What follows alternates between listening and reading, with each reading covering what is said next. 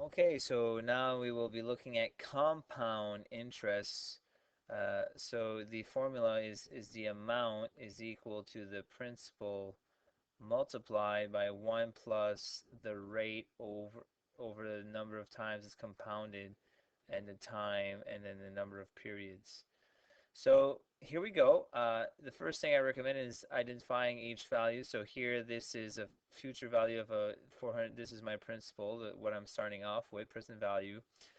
Rate here, 6%. So that's my R. And compounded quarterly.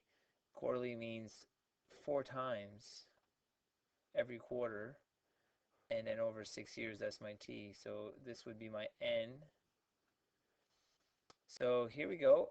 We just substitute and calculate. So the amount would be equal to 400 multiplied by 1 plus my rate, which is 6% over 4.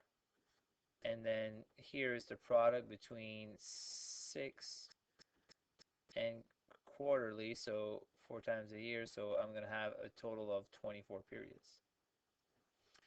So let's put that on the calculator. You could fix it up a little bit if you like, to 400 equals 1 point, because this is going to give me 1.5, so 0 0.0, not 0, 1. I'll have 1 here.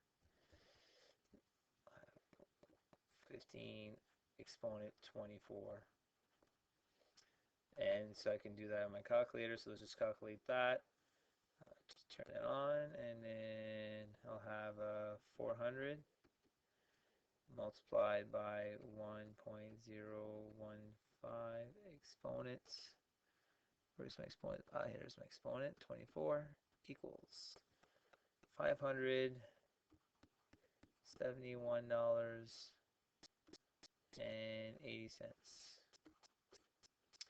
Second question is asking to find the, not the future value, but find the present value. So again, you're looking for P. That's what you're looking for. If 16 years, so that's T. And investing account that gives you 15% compounded semi-annually. So that's 2, and that's your annual number of periods. And then if you now have, that's your amount. So using this formula, you'll have 24,000 equals what you're looking for, 1 plus your rate, which is 15% over 2.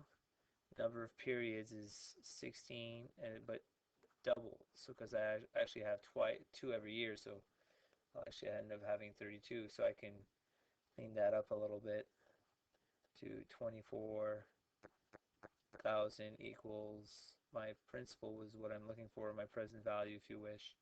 1 point half of 15 is, let's see, we can calculate that. Half of 15 is 0.7 25. That was 7, half 15, so 75. Half of 15 is half of 14 and a half. Yeah, so 75. There we go. Yeah. And an exponent 32. Just double check here. 1500ths. Half that. Yeah, okay, that's what I thought. So we can, so what we'll do is we'll calculate this term here. So 1.075 exponent 32. So this is my coefficient for P. I could write it down if you want. So 24,000 equals, this is my coefficient, so 12. You can round it off if you wish. 57, let's say, it's pretty close. P. So to find my answer, I would have to divide 24,000 by my coefficient 12 and 57, right? So let's do that. we could do, I'll just do it on my calculator, 24,000 divided by my answer, so I won't have to round off. Second function answer. I'll get a more exact answer. So the principal would actually end up being 1,909.48